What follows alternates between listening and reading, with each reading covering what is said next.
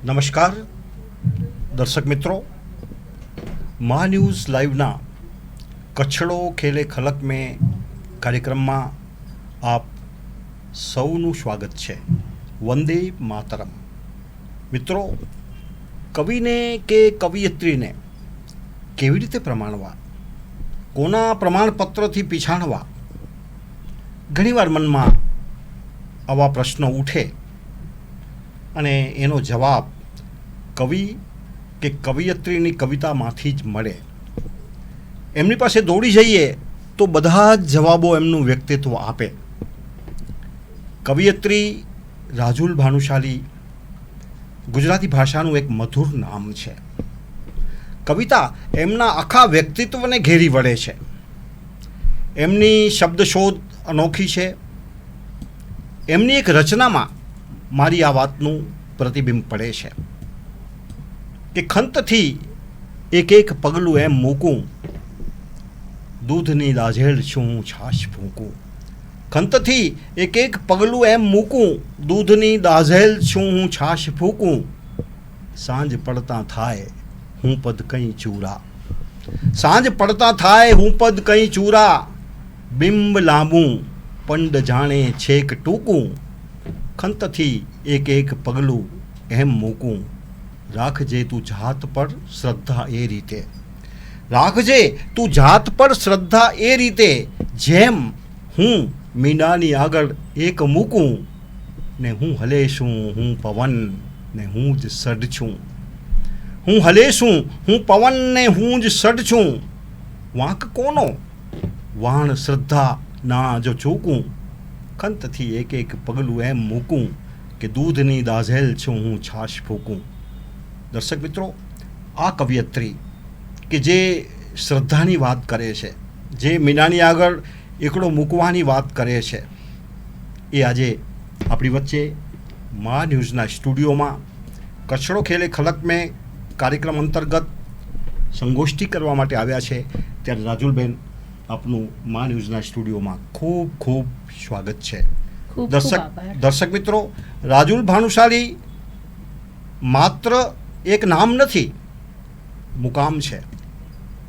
તેઓ કવિતા, વાર્તા, નિબંધ જેવા સાહિત્યના વિવિધ સ્વરૂપોમાં ખેડાણ કરે છે।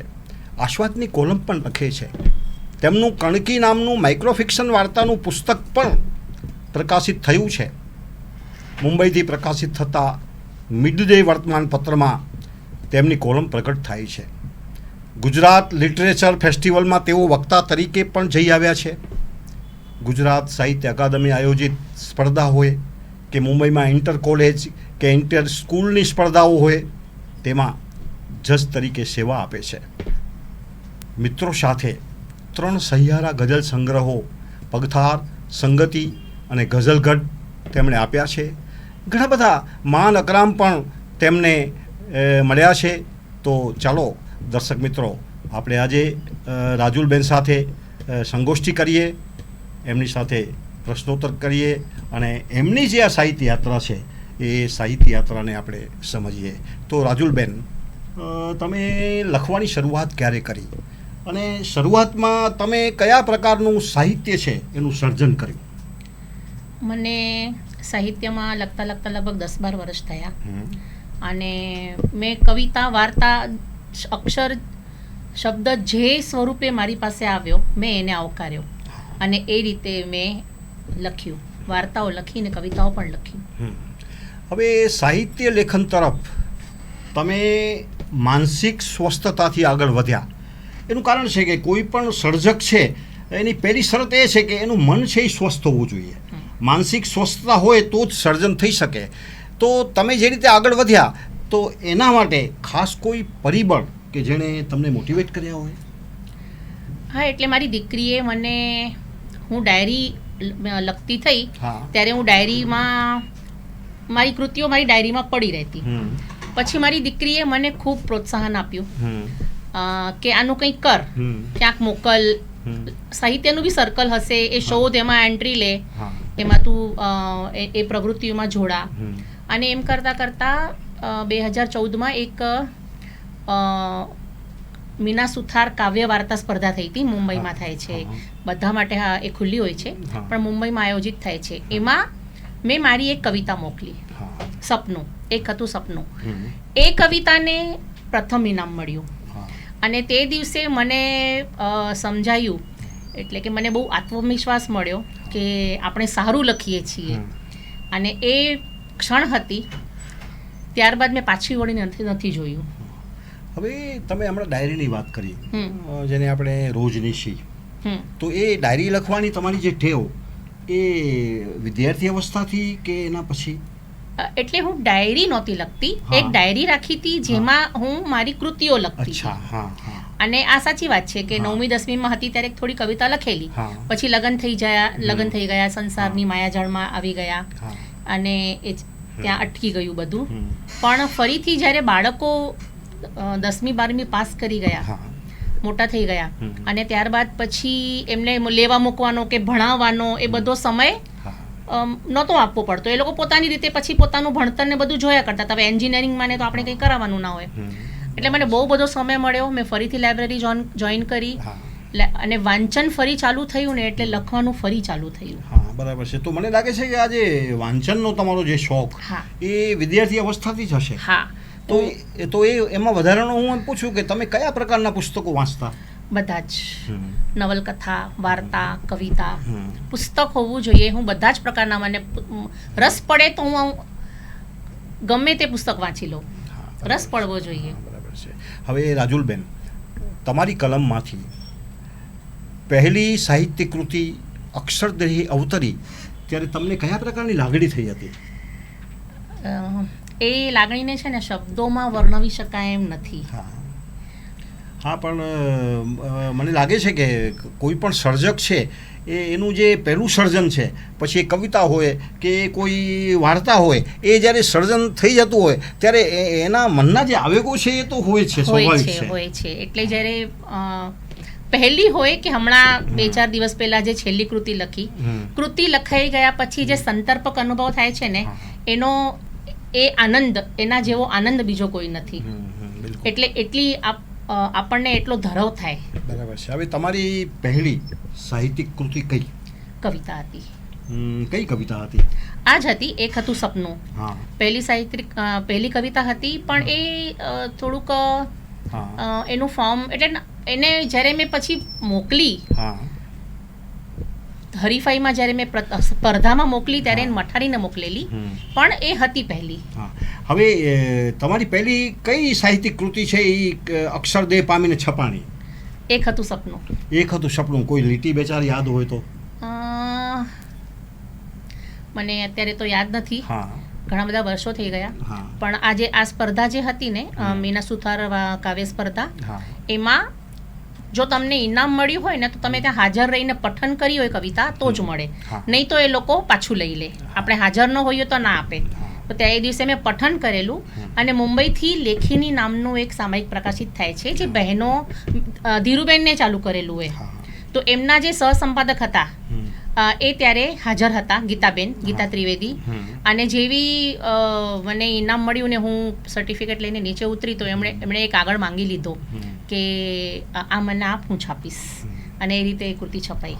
હવે રાજુલબેન, તમે ગીત, ગઝલ, અછાંદસ, વાર્તા, માઇક્રોફિક્શન બધું જ લખો છો, ત્યારે મને એમ પૂછવાનું મન થાય કે આમાંથી તમારું લાડકવાયું કયું સ્વરૂપ? હવે એ તો કઈ રીતે કહી શકાય કે લાડકવાયું કયું છે?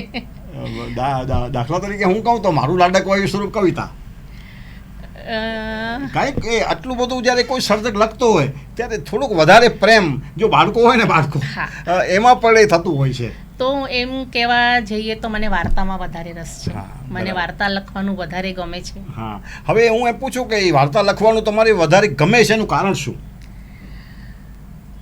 વાર્તા લખવાનું એમાં વાર્તા આપણે જ્યારે લખીએ ત્યારે આપણે એમાં આપણા અનુભવ કે આપણી આજુબાજુનું જે કંઈ પણ આપણે જોતા સાંભળતા હોઈએ એ આપણે એમાં લઈ શકીએ છીએ વિષયો, સાંપ્રત વિષયો. ઘણી વખત છાપામાં કોઈ ઘટના આવે અને એ આપણને સ્પર્શી જાય તો આપણે એ વાર્તામાં લઈ શકીએ અને એ રીતે આપણે સાંપ્રત ઘટનાઓ છે કે આ ઘણી વખત આપણને થાય કે નહીં આ વિષય પર લખવું જોઈએ તો એ વાર્તા મને લાગે છે કે સરસ માધ્યમ છે. એમાં આપણે આપણી વાત છે બહુ જ વિસ્તૃત સ્વરૂપે કહી શકીએ છીએ, આપણને સ્પેસ વધારે મળે છે.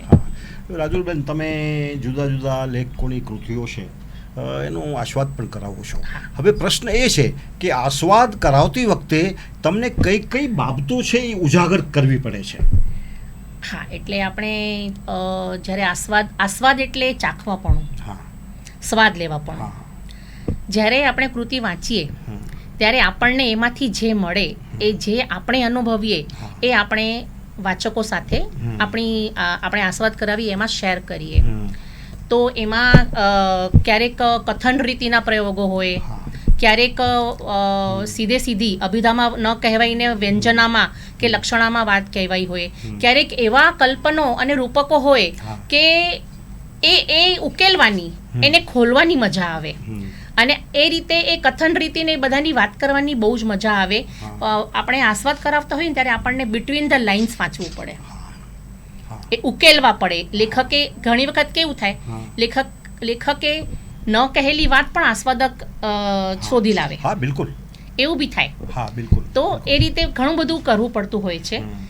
બધા જ પાસાઓ સમજવા પડે, એના માટે મનોમંથન કરવું પડે અને એને વિસ્તૃતપણે એનું વિશ્લેષણ કરીને આસ્વાદમાં લેવા પડે. હવે રાજુલબેન, તમે ઘણી બધી કૃતિઓનો આસ્વાદ કરાવ્યો હશે.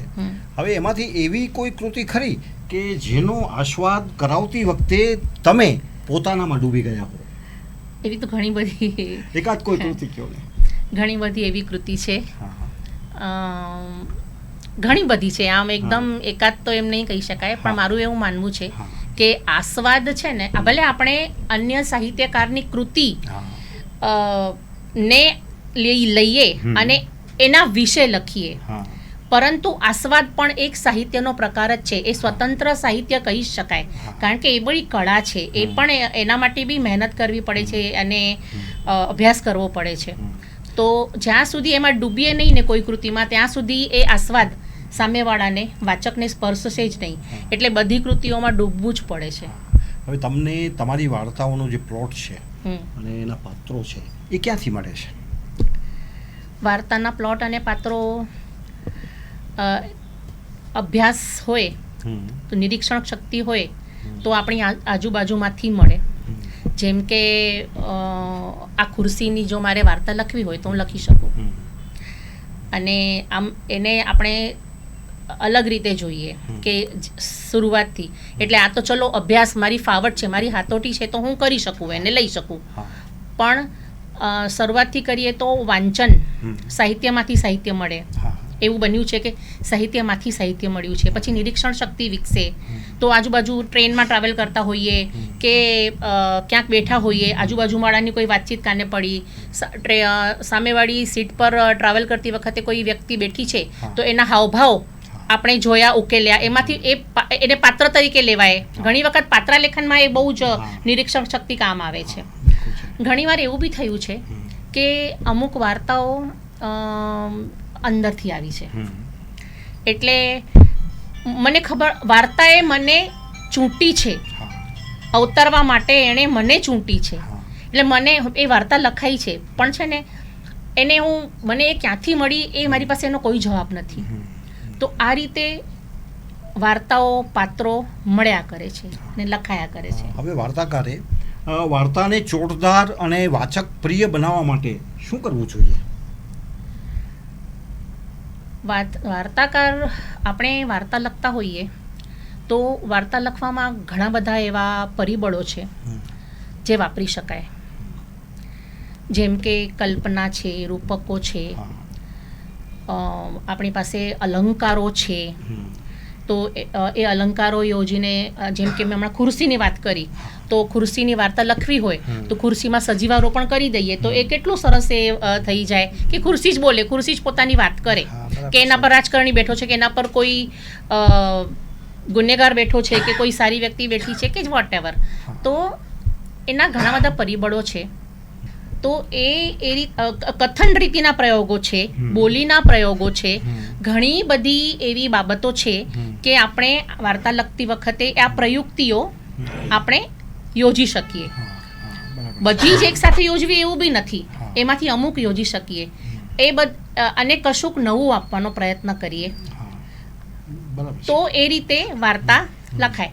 બાકી વાર્તા લખતી વખતે જો એ મગજમાં એવું રાખીએ કે મારે વાચકને પ્રિય જ થઈ પડે એવી જ વાર્તા લખવી છે તો એ શક્ય નથી.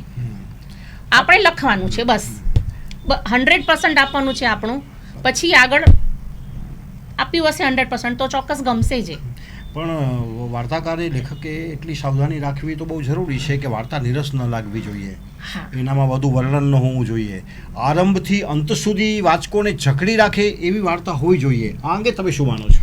નહીં, હોવી જોઈએ અને જો અભ્યાસ હશે, સજાગતા હશે તો એવું શક્ય પણ છે. પરંતુ હું ફરીથી એ જ કહીશ કે હોવી જ જોઈએ. એ આપણે જ્યારે હમણાં આ રીતે વાત કરી રહ્યા છીએ તો એ આપણે એવી વાત કરી શકીએ છીએ, પણ વાર્તાકાર વાર્તા લખતી વખતે એવો કોઈ ભાર લઈને લખતો નથી હોતો. એ સહજતા હશે ને તો એ બનશે, એ ચોક્કસ થશે. એટલે એ ભાર રાખ્યા વગર લખવાનું. અને બાય ધ વે એવું તો ભલભલા સર્જકોની બધી જ વાર્તાઓ એવી નથી હોતી. બરાબર છે. હવે રાજુલબેન, તમે કાવ્યો કવિતાઓ પણ લખો છો. મેં કાર્યક્રમની શરૂઆતમાં તમારી ખંતથી એક એક ડગલું એમ મૂકું એ ગઝલની 4-5 પંક્તિઓનું પઠન કર્યું ત્યારે મને પૂછવાનું મન થાય કે ગઝલના છંદો જે છે એનો તમે અભ્યાસ કર્યો છે? હા, કર્યો છે. એટલે કયા કયા છંદોનો અભ્યાસ કર્યો છે તમે? કર્યો છે. મને થોડાક છંદ બહુ બધા નથી આવડતા, પણ રમલ છે, હજસ છે, કામિલ છે. મેં 5-7 છંદ પર મારી ઠીક ફાવટ છે. હા, ના, બરાબર છે. હવે રાજુલબેન, કે કોઈ પણ સર્જક માટે વાચન, શ્રવણ, કથન આ ત્રણેય પરિબળો કેટલા જરૂરી છે? ઓકે, બહુ જરૂરી છે. વાંચન આપણે વાંચશું, વાંચન હશે તો આપણને એ ખબર પડે કે જે પૂર્વસૂરીઓએ કેવું લખ્યું છે, કેવી પ્રયુક્તિઓ, કેવા પ્રયોગો કર્યા છે એ આપણને સમજાય. એટલે આપણને કેવી રીતે લખવું એ વાંચનથી સમજ પડે. બીજું શું ન લખવું એ પણ આપણને ખબર પડે કે કોઈ એક સાહિત્યકાર અમુક વસ્તુ અમુક રીતે લખી ગયો છે તો આપણે એવું લખીશું તો કોપી લાગશે. તો એ બી આપણને ખબર પડે કે શું લખવું કે શું ન લખવું. વાંચનથી, અભ્યાસથી ઘણી હદ સુધી આપણને ફાવટ આવે છે લખવાની. બીજું શ્રવણ. તો શ્રવણ એટલે સાંભળવું. મેં હમણાં જેમ કહ્યું કે આજુબાજુ આપણે ક્યાંય ગયા હોઈએ, બેઠા હોઈએ તો એ આજુબાજુ જે બનતું હોય, શ્રવણ એટલે એ નિરીક્ષણ શક્તિ છે. જોયું, સાંભળ્યું, લોકો વાર્તો કરે છે એના પરથી આપણને આઈડિયાઝ મળ્યા, કવિતા લખાય, વાર્તા લખાય, એ બધું આપણને આપણી નિરીક્ષણ શક્તિ કેળવાય. અને લેખકે નિરીક્ષણ શક્તિ કેળવવી જ જોઈએ. કાન અને આંખ, ખાલી કાન નહીં, શ્રવણની આંખ પણ ખુલ્લા રાખવા જોઈએ. બધું જ નોંધવું જોઈએ. આ બધું જે નોંધેલું હોય એ આપણા મગજમાં ક્યાંક ને ક્યાંક સંઘરાઈને બેઠું હોય અને જ્યારે આપણે લખીએ ત્યારે એ કામ આવે છે. બરાબર. બીજું છે, તમે કથન કહ્યું. કથન કળા છે. અહીં જ આપણી કરામત, લેખકની કરામત અહીંયા જોઈએ. કથન એ કળા છે. કથન રીતિમાં પ્રયોગો થઈ શકે. કથન રીતિમાં તમે હવે એક ભાષા આપણે કેવી યોજીએ છીએ એ પણ હોઈ શકે. એક બહુ સામાન્ય દાખલો આપો. હમણાં કચ્છનો ટેમ્પરેચર કેટલું 45-47 છે? હા, 44-43 છે ને. 43 બહુ કેટલા તડકા છે. તો મારે વાર્તા કે કંઈ લખવી હોય ને હું એમ લખું કે આજે તો 45 ડિગ્રી ટેમ્પરેચર હતું, સખત તડકો હતો અને લૂ લાગી રહી હતી. એની જગ્યાએ આ 3 વાક્ય લખ્યા. આ કથન રીતિમાં કોઈક આવું બી લખે. જો હું હોઉં તો એમ લખું કે આકાશમાંથી આગ વરસી રહી હતી. તો આ છે કથન રીતિ. અહીંયા આવી કળા. તો કથન રીતિ ખૂબ મહત્વની છે. અને કથન રીતિના બોલીના પ્રયોગો થાય. પ્રથમ પુરુષ, બીજો પુરુષ, ત્રીજો પુરુષ. કથન રીતિના તો તમે પૂર્વસૂરીઓ યોજી ગયા છે એના સિવાય પણ તમે કેટલા બધા પ્રયોગો કરી શકો. તમે જેમ આ ખુરશીને તમે કથક બનાવી શકો, ખુરશીને બી તમે કથક બનાવી શકો, તમે સમયને કથક બનાવી શકો. એટલે એ કથન રીતિ બી બહુ જ મહત્વની છે વાર્તામાં અને એનો અભ્યાસ કરવો બહુ જરૂરી છે. હવે તમે સંપાદક તરીકે પણ કામગીરી કરો છો. તો તમને એક પ્રશ્ન પૂછવાની મારી ઈચ્છા થાય કે આ સંપાદકની જે કામગીરી છે એ કઈ રીતે વિશિષ્ટ છે? હા, સંપાદકની કામગીરી બહુ એ વિશિષ્ટ છે. જેમ કે જે કન્ટેન્ટ એટલે કે કૃતિઓ એ છાપવું હોય કે સામાયિક હોય કે ઇવન ટીવી પર કે એ રીતે રેડિયો પર આવે, એ દરેક વસ્તુ જે કન્ટેન્ટ આવે એને એમને એમ સંપાદક મૂકી નથી દેતા, છાપી નથી નાખતા. એ લોકોની પોતાની સંપાદકની તર્કશક્તિ, એની પોતાની સર્જન શક્તિ પણ કામે લાગતી હોય છે. અને એના પર એક બીજી પણ જવાબદારી એ છે કે વિશ્વસનીયતાના જો પ્રશ્ન ઉઠે તો એનો જવાબદાર તરત જ સંપાદક થઈ જાય.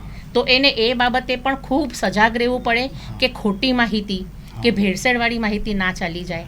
તો એ રીતે સંપાદકનું કામ આટલું બધું મહત્ત્વનું છે કે એ માત્ર એની પાસે જે કન્ટેન્ટ આવે છે એને એ માત્ર ગ્રામર, માત્ર વ્યાકરણ નથી સુધારતો, એને આ બધા દ્રષ્ટિકોણથી મૂલવે છે અને એક પોતાના સામાયિકને કે છાપાને કે એક ગુણવત્તામાં એક ઊંચા અલગ સ્ટેપ પર લઈ જાય છે.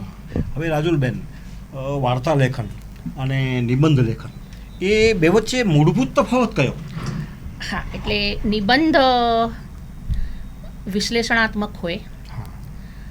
કોઈ એક તમે વિષય લીધો અને એ પછી તમે તમારા મગજમાં એનું મનોમંથન ચાલે, એ તથ્યો આધારિત હોય, માહિતી આધારિત હોય.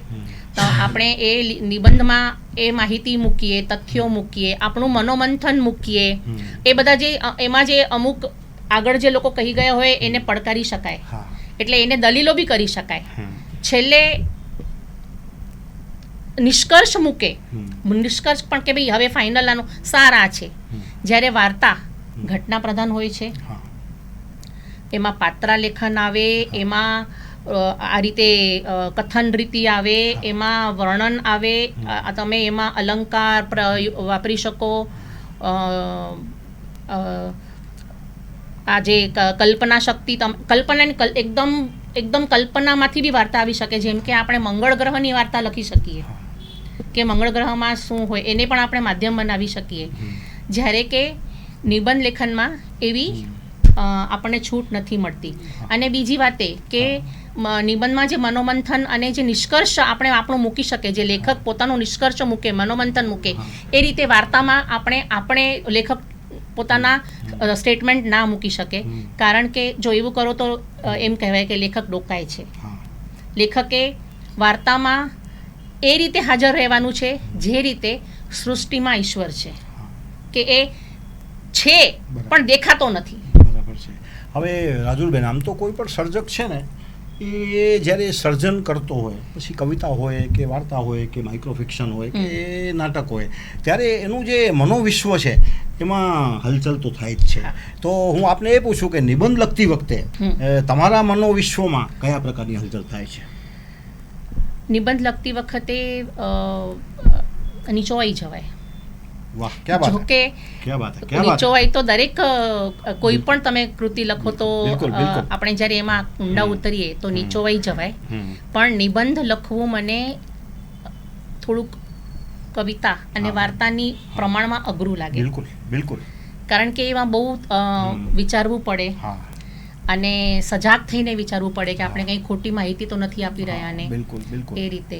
તો અને આ બધા મનોમંથન પછી તમે તમારા નિષ્કર્ષ મૂકો, એ પણ જ્યારે બહાર જાય, તમારી ડાયરીમાંથી તમારી કૃતિ બહાર ગઈ એટલે વાચકોની થઈ, તો એમને ખોટા મેસેજો ન જાય એ પણ જોવું પડે. પણ આ બરાબર છે, નીચોવાઈ જવાય. બહુ ક્યારેક ભાવનાત્મક રીતે જોડાઈ જઈએ તો એવું થાય કે નિબંધ લખાઈ ગયા પછી પાછળના 2-3 દિવસો બી તકલીફમાં વીતે, એ મગજ પર સવાર હોય. પણ એક વખત લખાઈ ગયા પછી જે સંતોષ મળે ને એની સામે આ બધું ક્યાં વાત હે. હવે રાજુલબેન, તમે કોલમ રાઇટરની કામગીરી પણ કરો છો, તો કોલમ રાઇટરની જે કામગીરી છે એ વાર્તા લેખકની કામગીરી કરતાં કઈ રીતે જુદી પડે છે, અને પડે છે તો કઈ રીતે પડે છે? કોલમ અને વાર્તા એ તદ્દન બે જુદા છેડા છે. કોલમમાં માહિતી આવે, તથ્યો આવે, એની ભાષા એકદમ સીધી સાદી હોય. જ્યારે સાહિત્ય એટલે કળા. કોલમમાં કળાની કંઈ જરૂરત નથી, કારણ કે કોલમ પણ વાંચવાનું છે. છાપાની કોલમ હોય કે સામાયિકની કોલમ હોય, સાહિત્યમાં જેને જરા બી રસ ન હોય, સાવ સામાન્ય વ્યક્તિ હોય, એ પણ તમારી કોલમ વાંચશે તો તમારે એ રીતે લખવાની હોય કે એને પણ સમજાય. અને મુખ્યત્વે તો એ તથ્યો આધારિત હોય. બરાબર. વાર્તામાં તો તમે મંગળકારની કલ્પના કરો ને. વાર્તા એકદમ કલ્પનાના વિશ્વમાંથી તમે વિષય શોધી આવો, પાત્રો શોધી આવો. અને વાર્તા પણ સીધી અને એમાં ભાષાનું મેઇન હોય. ભાષા બી એવી અલંકાર વાળી હોય કે સુંદર આપણે એમાં પ્રયોગ કરી શકીએ. પણ વાર્તા પણ સાદી સીધી હોઈ શકે, પરંતુ એનું એ જે સરળતા હોય ને એની, એમાં પણ સુંદરતા જોઈએ. એટલે જે કોલમ લેખનમાં જરૂરી નથી. બરાબર છે. બહુ એમ છાપાની કોલમો તો બહુ સપાટ લેખનવાળી હોય, સીધી સાદી સાવ. બરાબર છે. વાર્તામાં તો ઘણું બધું એના માટે. વાર્તામાં કળા નહીં હોય તો તમારી વાર્તા જ નહીં ગણાય. હવે ધૂમકેતુ એમણે એક નવલિકા પોસ્ટ ઓફિસ લખી છે. એમ કહેવાય છે કે ગુજરાતી ભાષાની સર્વશ્રેષ્ઠ નવલિકા છે. તો જો તમે વાંચી હોય તો કહેશો કે એને સર્વશ્રેષ્ઠ નવલિકા શા માટે કહેવાય છે પોસ્ટ ઓફિસ ટાઈમ? એમાં પોસ્ટ ઓફિસ મેં બહુ જ વર્ષો પહેલા વાંચી છે. અલી ડોસો છે એની દીકરી. એમણે છે ને સંવેદના એટલી બધી ઘૂંટી છે કે જ્યારે તમે એ અલી ડોસાની જોડે તમે એટલા બધા દુઃખી થાવ કે દીકરીના પત્રની રાહ જોઈ રહ્યો છે, રોજ એ પોસ્ટ ઓફિસ જાય છે. વાર્તાનો કેન્દ્રવર્તી વિચાર એટલો જ છે કે અલી ડોસો છે એ પોતાના દીકરીના પત્રની રાહ જુએ છે, પણ એ જીવે છે ત્યાં સુધી પત્ર આવતો નથી. પત્ર ક્યારે આવે છે? જ્યારે અલી ડોસો નથી હોતો ત્યારે. તો એ વાર્તા જ્યારે છેલ્લે એ પત્ર આવે છે અને અલી ડોસો નથી હોતો ત્યારે છે ને વાચક ધવાયનમાં થઈ જાય. બિલકુલ. એને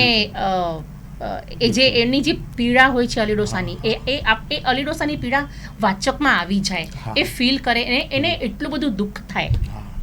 અને એમાં જે વર્ણન કર્યું છે ધૂમકેતુએ કે અલી ડોસો પોસ્ટ ઓફિસને બારે બેઠો છે. હવે એ જ્યારે વાંચીએ ને તો આપણું આખું દ્રશ્ય આવે કે અલી ડોસો અહીંયા બેઠો છે. આપણી નજર સામે આખું દ્રશ્ય દેખાય કે એક પોસ્ટ ઓફિસ છે, એની આપણને અલી ડોસાનો ચહેરો પણ દેખાય. બિલકુલ.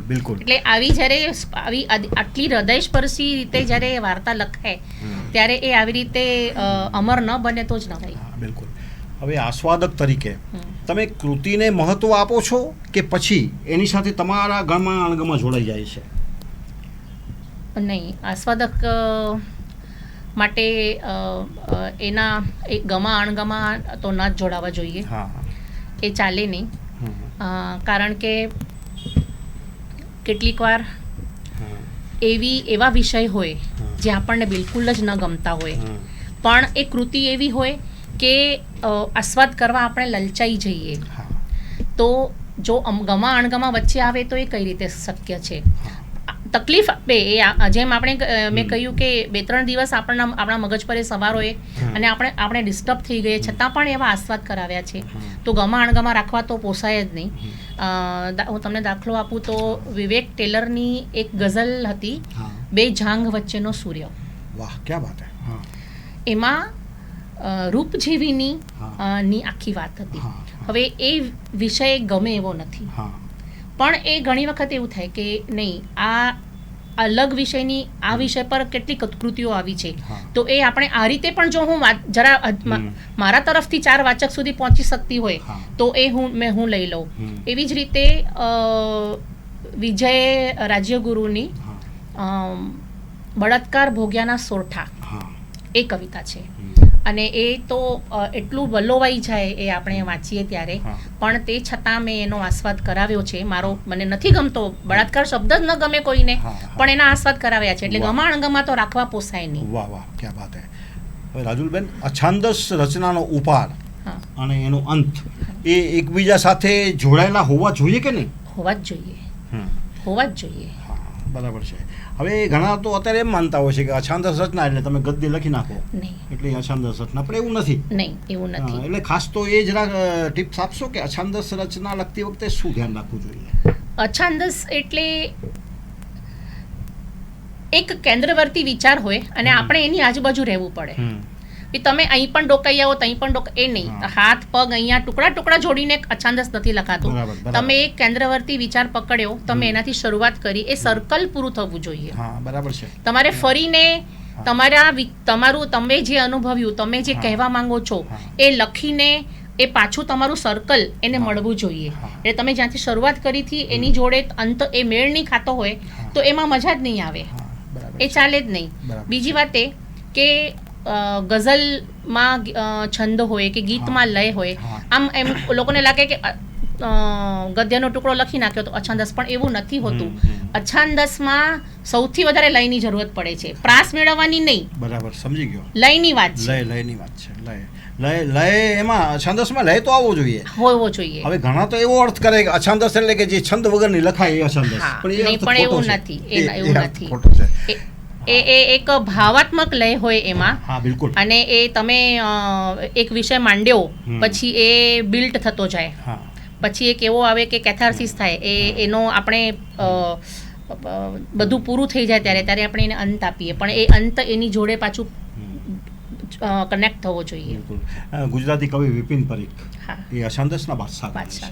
એમની જે અછાંદસ રચનાઓ જ્યારે વાંચીએ ત્યારે તમે જે કહ્યું ને કે એની અંદર લય છે, એની અંદર ભાવ છે, એની અંદર દ્રશ્યો છે, અને એના અંતો એટલા બધા અદ્ભુત હોય છે. હવે રાજુલબેન, તમારી લખેલી પ્રથમ વાર્તા કઈ અને એના જરા કથાનક વિશે થોડું અમારા દર્શક મિત્રોને કહો. મેં પ્રથમ વાર્તા લખેલી બળતરા.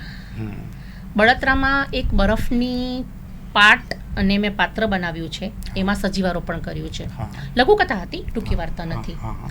અને એમાં એવી રીતે છે કે બરફની પાટને મેં કથક બનાવી છે, તો એને લઈ આવે છે, એને ભૂસો કંતાન બધું છે, અને એને લઈ આવે છે, એને ખબર નથી મને ક્યાં લઈ જવાય છે. તો બરફની પાટ વિચારે છે કે આજે મને ક્યાં જવું પડશે. એવું વિચારે છે કે પેલો ગોલાવાળો છે એની પાસે જઈશ તો મજા, રંગીન શરબતમાં એ મજા પડી જશે. કોઈક હોટલમાં લઈ જશે તો પેલું કાળા કડવા પીણામાં ઘોળાવવું પડશે, આવું બધું.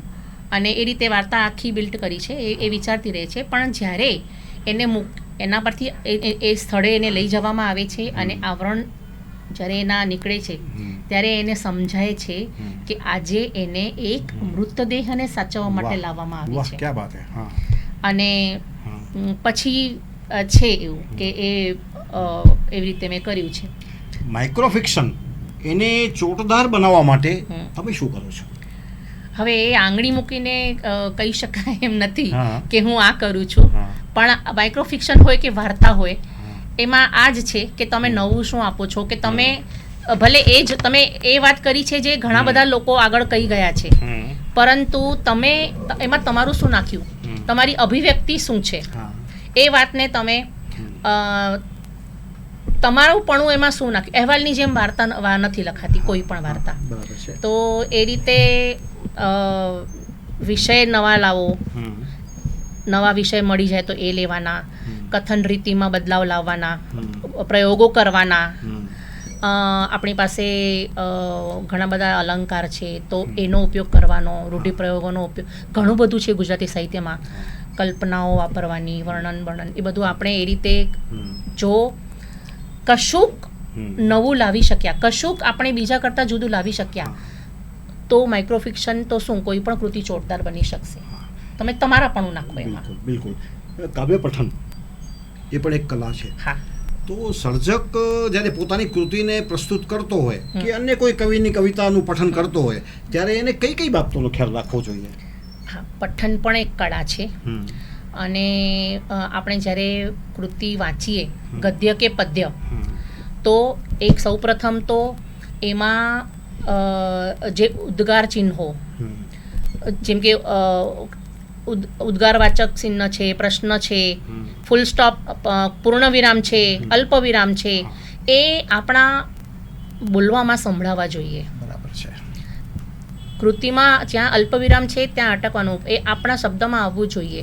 અનુસ્વાર, આપણા પઠનમાં અનુસ્વાર સંભળાવવા જોઈએ. બીજું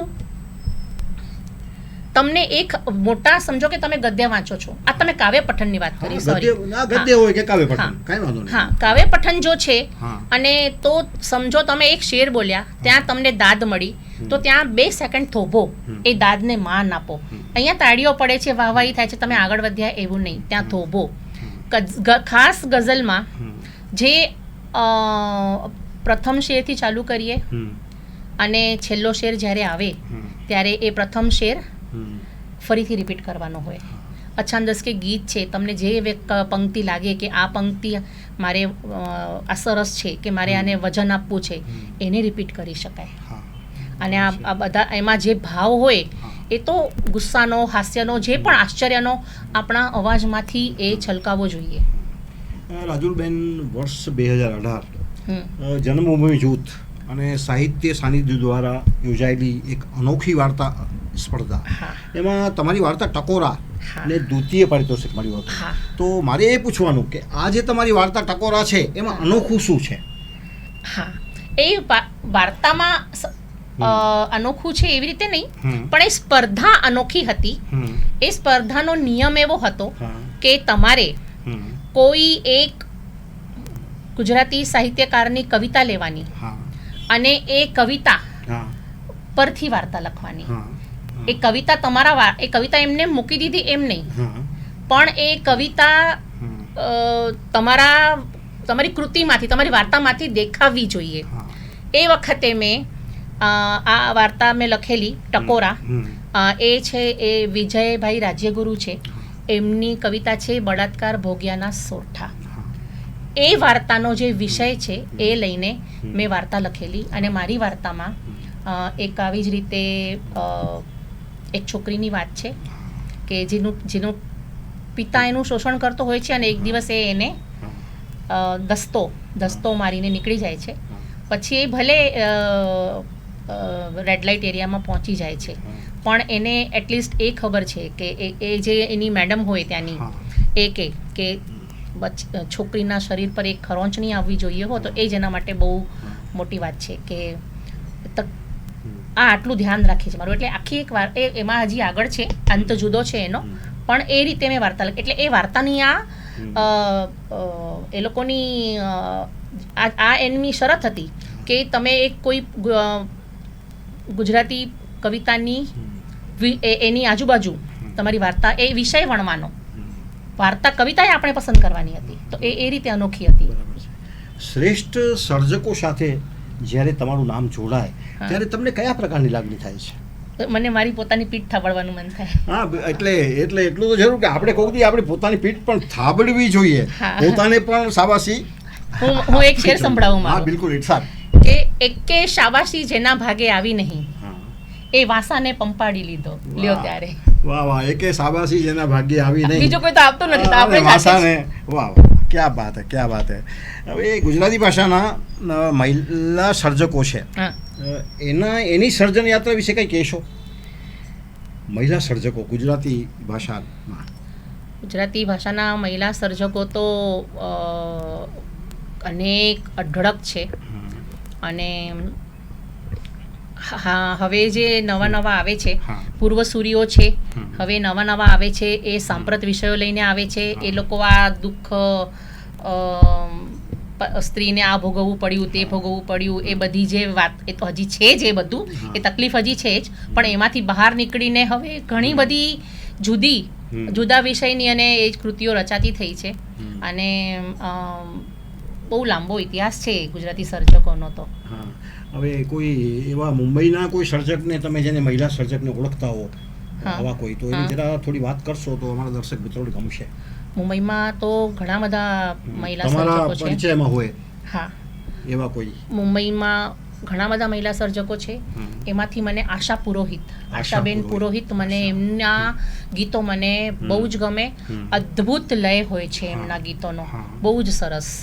બરાબર છે. હવે રાજુલબેન, ગુજરાતી ભાષામાં એક એવો આક્ષેપ છે કે બાળ સાહિત્ય એનું સર્જન બહુ ઓછું થાય છે, તો એનું કારણ શું? બાળ સાહિત્ય લખવું સૌથી વધુ અઘરું છે. ગુરુ છે એટલે. પણ એક કિરીટ ગોસ્વામી જામનગરના કવિ છે. હા, કિરીટ ગોસ્વામી. અને હાઈસ્કૂલમાં એ ટીચર છે. એ બહુ સારું બાળ સાહિત્ય, બાળ કવિતાઓ, બાળ કિરીટ વાર્તાઓ ગોસ્વામી સરસ લખે છે. અને કાર્ટૂનો અને આ તે બહુ બહુ બહુ જેને કહેવાય ને બહુ અદ્ભુત એ લખે છે. હવે રાજુલબેન, તમે પાંજી મા બોલી કચ્છી, કચ્છિયત પાંજુ ગૌરવ, આ કચ્છીને મુંબઈમાં બેઠા બેઠા તમે તમારી પ્રવૃત્તિઓ દ્વારા ઉજાગર કરો છો, એને માન સન્માન મળે એવું કરો છો, એનું ગૌરવ વધે એવું કરો છો, તો એની જે તમારી પ્રવૃત્તિઓ છે એના વિશે થોડી વાત કરશો તો દર્શક મિત્રોને ગમશે. સૌપ્રથમ તો અમે ઘરમાં શુદ્ધ કચ્છી બોલીએ, હિન્દી મિક્સ કે ઇંગ્લિશ મિક્સ કરી નાખીએ કે એવું નહીં. છોકરાઓને પણ શુદ્ધ કચ્છી ઘરમાં એ જ રીતે રાખ્યું છે એટલે એ લોકો બી શુદ્ધ કચ્છી બોલે છે. બીજું, આપણી જે પરંપરાઓ છે, રૂઢિઓ છે, એ હવે થોડી હવે નીકળતી જાય છે, છૂટતું જાય છે. તો જેમ જેમ આમ એ થતું જાય છે તેમ પણ મેં એ બહુ મજબૂતીથી પકડીને રાખી છે કે શીતલા સાતમ છે, ભલે ને હવે ચિત્રા નથી થતા, ભલે હવે એક કોઈ કેસ નથી, પણ શીતળા સાતમ છે એ આપણા જે વડીલો હતા એ ઠંડુ કરતા ને આપણે કરવાનું, ચૂલો ઠારવાનો. બહુ સારો વિચાર તમારો. ચૂલો ઠારવાનો જ. એ રીતે બીજા પણ પેડી કરવાની છે કે માતાજીનું, એ બધું કરવાનું. આપણે કચ્છની જે પરંપરાઓ છે એ જાળવીને રાખવાની અને બને ત્યાં સુધી એનો વિસ્તાર, પ્રચાર અને પ્રસાર પણ કરવાનો. કોઈ ન કરતું હોય તો એને કહેવાનું કે ભાઈ તમે આ તમારે કરવું જોઈએ એમ. બરાબર છે. તમારી એકાદ કોઈ રચના અમારા દર્શક મિત્રોને સંભળાવશો તો ગમશે. હા, એટલે હું 2 શેર સંભળાવું મારી ગઝલના. બિલકુલ. કે કેટલી ખખડી ગઈ છે ભારથી, કેટલી ખખડી ગઈ છે ભારથી, કેટલી ખખડી ગઈ છે ભારથી, છત ઊભી છે ભીંતના આધારથી. વાહ વાહ, કેટલી ખખડી ગઈ છે ભારથી ને છત ઊભી છે ભીંતના આધારથી. વાહ, ક્યા વાત હે, ક્યા વાત હે.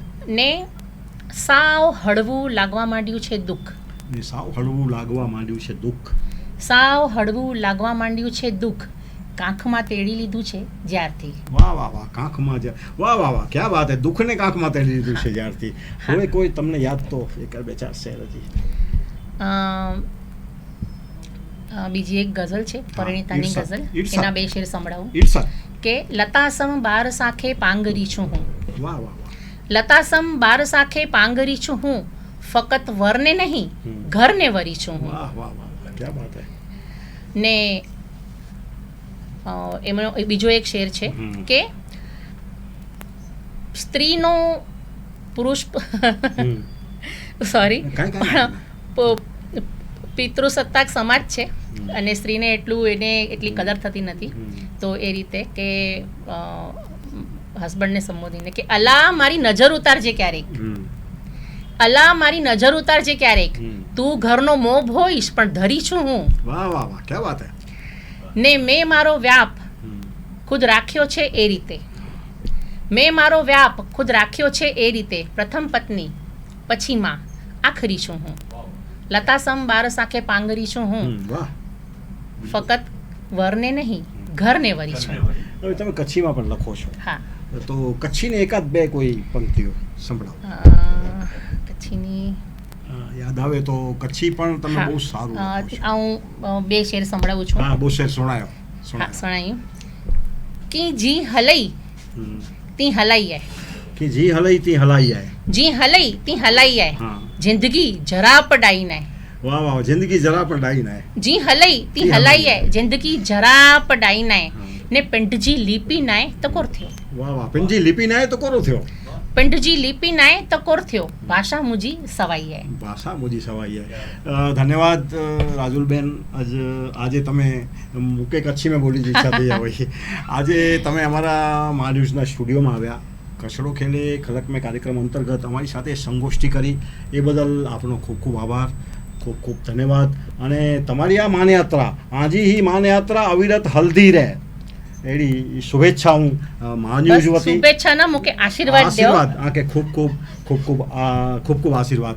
તો દર્શક મિત્રો, આજે આપણે આપણો આ જે કાર્યક્રમ છે એને વિરામ આપીએ એનાથી પહેલાં ઓપરેશન સિંદૂર એને હું કૃષ્ણકાંત ભાટિયા સેલ્યુટ કરું છું અને એટલે જ મેં કાર્યક્રમની શરૂઆતમાં કહ્યું હતું વંદે માતરમ, ભારત માતા કી જય. તો આજે તમે કૃષ્ણકાંત ભાટિયાને રજા આપશો. ફરીથી મળશું આપણે 26 તારીખે કોઈ નવા સર્જકને તમારી વચ્ચે લાવીને. ત્યાં સુધી કૃષ્ણકાંત ભાટિયાને રજા આપશો. જય હિન્દ, જય ભારત, જય કચ્છ.